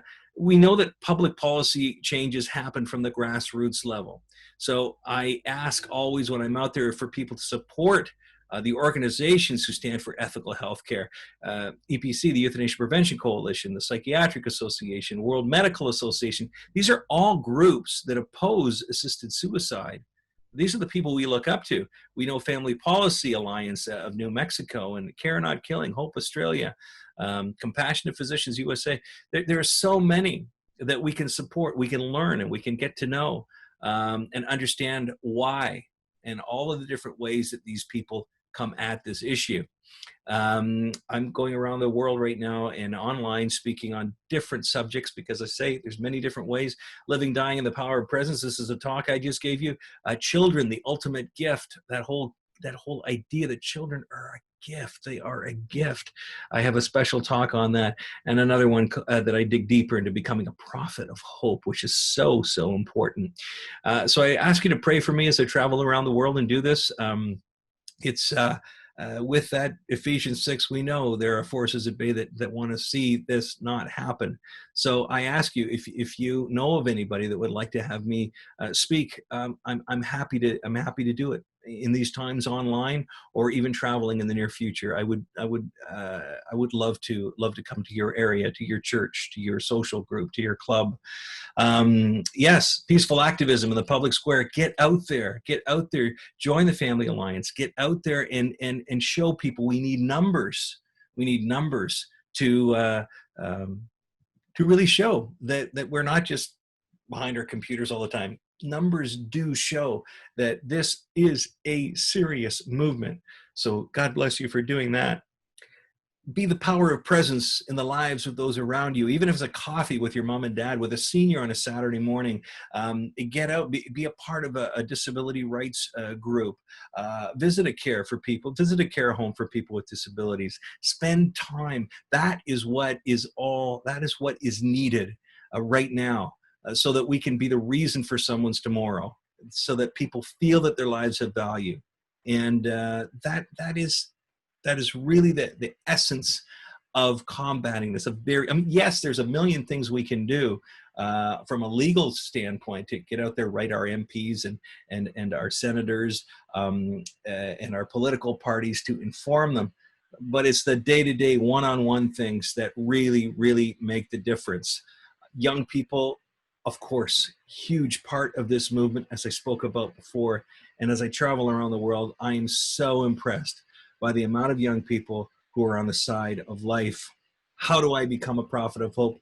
As I wind up this talk, I have a special little story. This is my daughter, Kathleen. She's on the right there. And I had no idea she was doing this, but when she lived in BC, I'm in Toronto, BC, another 4 or 5 provinces over in Canada. I had no idea she was doing this. She was visiting an elderly person at a care home. And that's Maggie, and she's on the left. She's 90 something years old. Anyway, I had no idea she was playing Scrabble with her on a Saturday morning every week. And one day, Maggie took a newspaper article and slid it across the table towards Kathleen and said, "Look at this." And it was an article about medical aid in dying, about euthanasia. And she said, "I'm thinking about this. What do you think?" And of course, she's an older lady, Maggie, and compromised. Health failing. And Kathleen just looking almost with tears in her eyes, she said, something I felt was very, very inspired. She said, "Maggie, I wouldn't abandon you ever like that." And I think it's a travesty that society feels that they can abandon people like that through these means like medical aid in dying. Maggie, I love you. I love you. I come to visit you. I see the family. I see the pictures on your wall. I'm part of your life. My life is richer because you're in it. She says, "You love me?" Kathleen said, "Yes, I do. I love you." Well, the old lady said, the old woman, she took the newspaper article and she moved it back and she said, "Well, I guess that's good enough then." And they went on playing their Scrabble game. Very simple. Very simple. An hour of someone's time during the week to tell someone that their life is meaningful, valuable.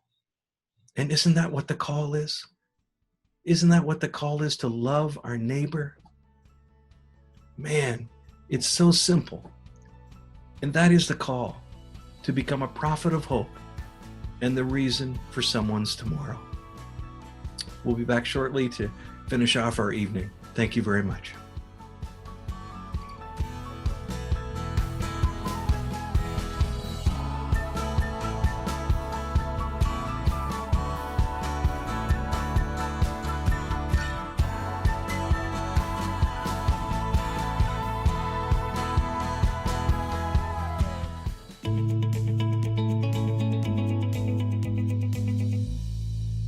Kevin, thank you so much for that incredible speech that you gave us.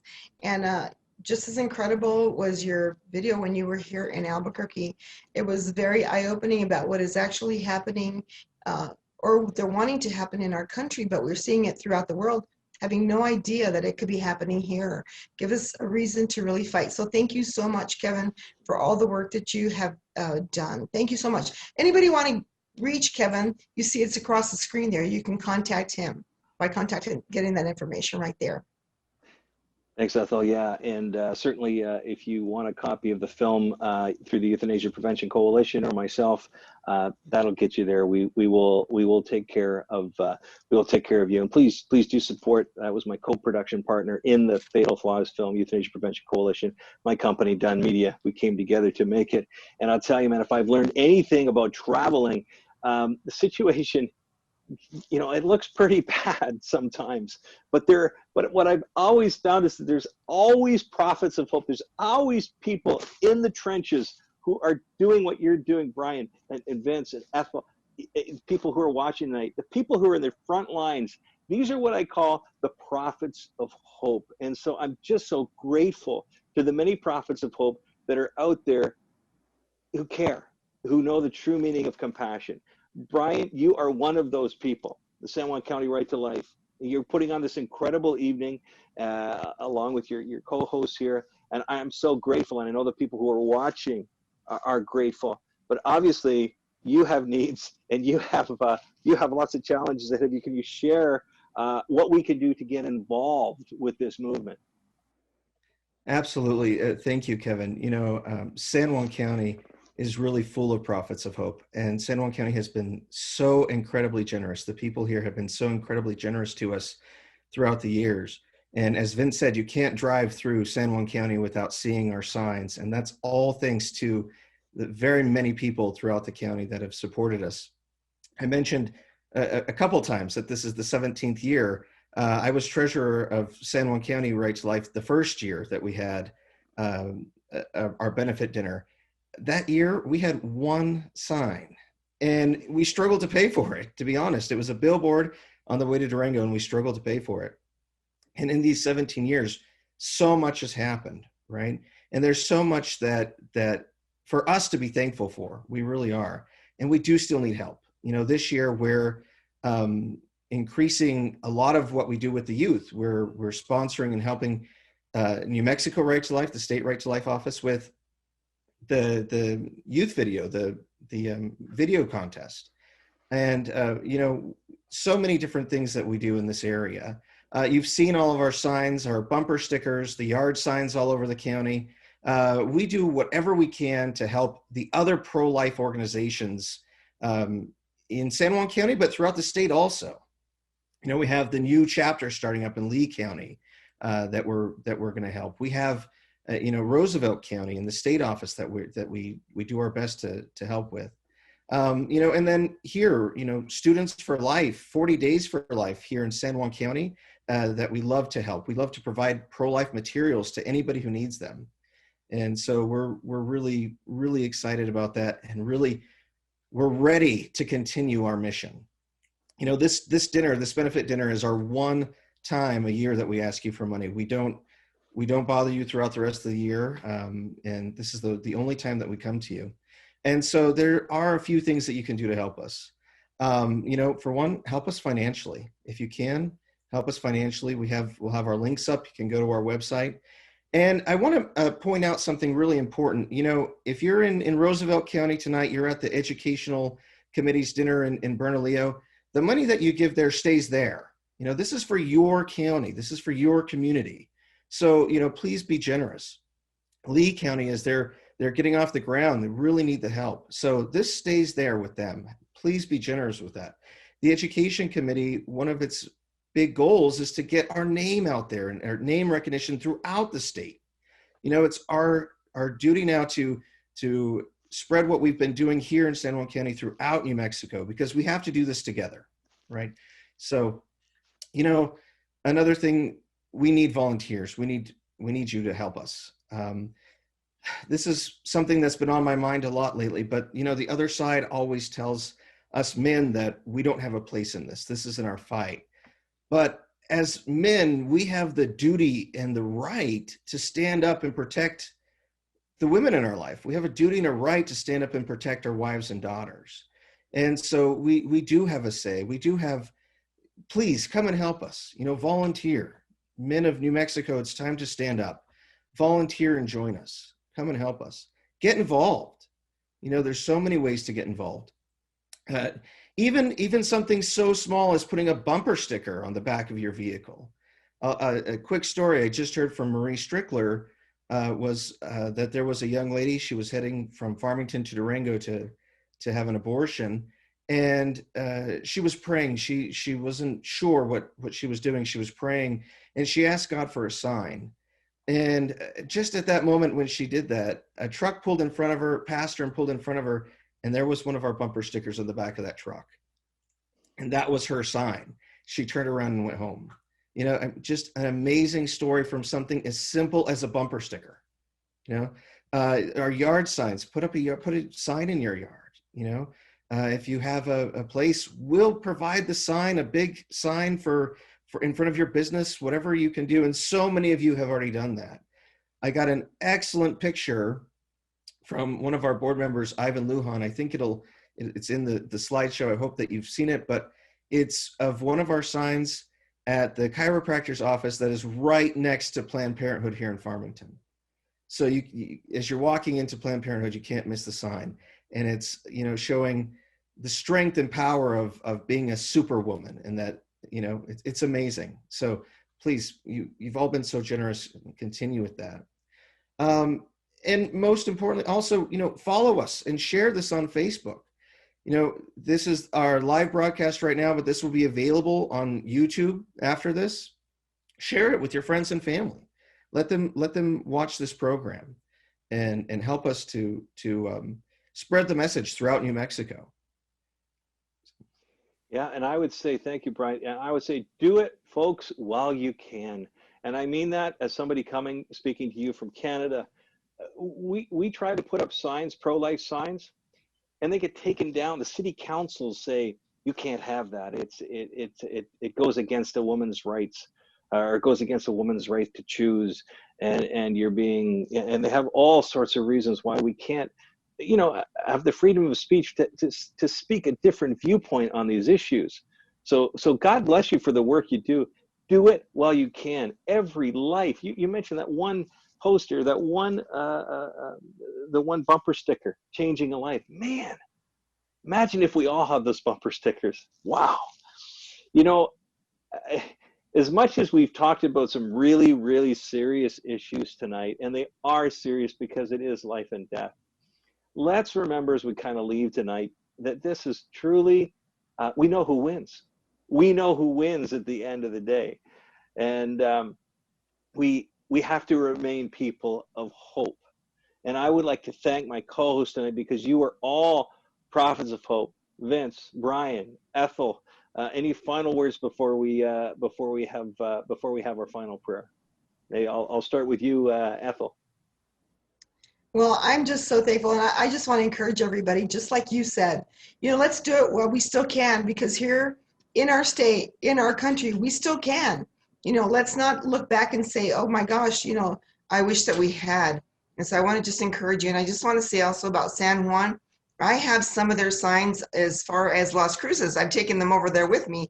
And so people in Las Cruces now have some of the leftover signs that San Juan has. So they're all over the place, and they've been generous. So please be generous back to them. And I just want to thank you, Kevin, so much for being with us tonight. I just really appreciate it. And I want to also honor Brian. You've fabulous board member. Thank you so much for all that. And Vince, you have been, to me, I can't even express to you how grateful I am for all the work that you have and the friendship that you have given me throughout these last couple years. But I do want one other person, if I may, and that's my dear husband, because if it wasn't for him, I wouldn't be anywhere because he keeps everything, all the home fires burning at home. So I just want to give a shout out to him at the end here. So, Vince, did you have give us some final thoughts? Kevin, I want to thank you for the great work that you do, and thank you for taking the experiences that you have learned and garnered over the years in your home country of Canada, and invested your time in making sure that other nations do not necessarily follow suit. I also want to thank you, Ethel, for being much more than a partner in the work that we do, but a genuine sister in Christ who has spent many a time in prayer with me, fighting on the front lines of the public policy debate. There are many times when it feels like we are alone, and I can tell you that over the years, one of the encouraging things has been that we have recognized that there are so many more people out there, and it's because of the great work of people like Brian and these Right to Life chapters. And so if I can put on my pastor's hat for just a moment and leave you with some words from Christ when he talks about where our treasure is, that is where our heart is. And I've always told the people of my church that if you show me where you spend your time, your talents, and your treasures, that is what you value. That is what matters to you. And so I'm going to ask you, I'm going to plead with you today on behalf of Right to Life there in San Juan County.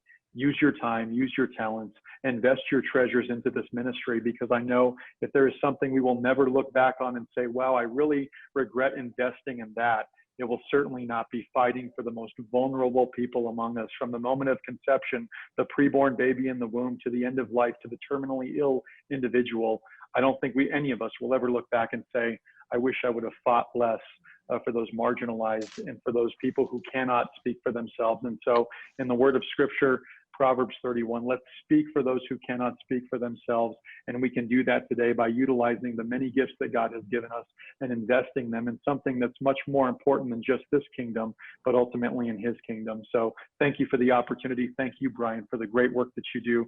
And I'd encourage everyone listening, open up your checkbooks, invest, and let's take our state back and promote a culture of life in New Mexico. Thank you, Vince. Thank you. And thank you for your kind words, both you and Ethel. Brian, did you have some final words for us? I do. Kevin, it really has been a privilege to work with you on this night. Thank you so much. I've gotten to know you a little bit, and it's just been fantastic. Thank you so much. And thank you for all the work that you do. It's amazing. And a special thanks also to all of you, across the state who are working hard, who worked hard to help us with this evening, who helped us to make these videos, and who are sponsoring people in their homes, who are our table hosts, and everything that you've done. It's really been amazing. I thank you so much. Well, it's an honor to be with you, and I guess suppose the last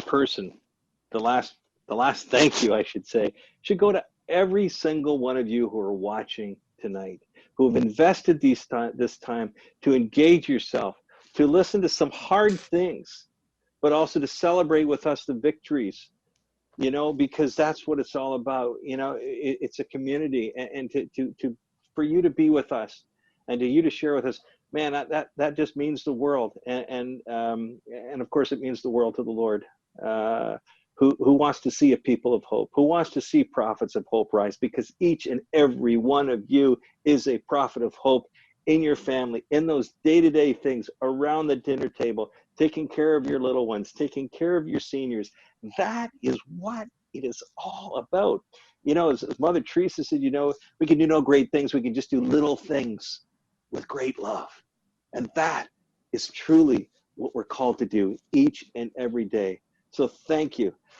On behalf of everybody at the pro-life movement in Canada, who I'm very closely attached with here, thank you for your work, because we're all in this together. God bless you, Vince. God bless you, Ethel. God bless you, Brian. God bless you at home. And we're going to wind up, as we should, with a prayer to our Lord. And Brian, can you tell us, is it, I want to get the pronunciation, is it Patrick Wedeking, Father Patrick Wedeking? That's right, Father Patrick Wedeking from Shiprock, New Mexico. And here we go, ending the way we started, in prayer. Good night, and God bless. We pray for our community of faith and each of us in our personal responsibilities, that by visiting the ill and the suffering, and by encouraging those who live with disabilities or depression, we witness to the love of God and the beauty of human society. For doctors providing care to the dying and the severely ill, that they promote treatment with respect, human dignity, and are an expression of hope and love. For those who see in euthanasia an act of compassion, that the light of the gospel transform their vision, allowing them to see the sacredness of life from its beginning to its natural end.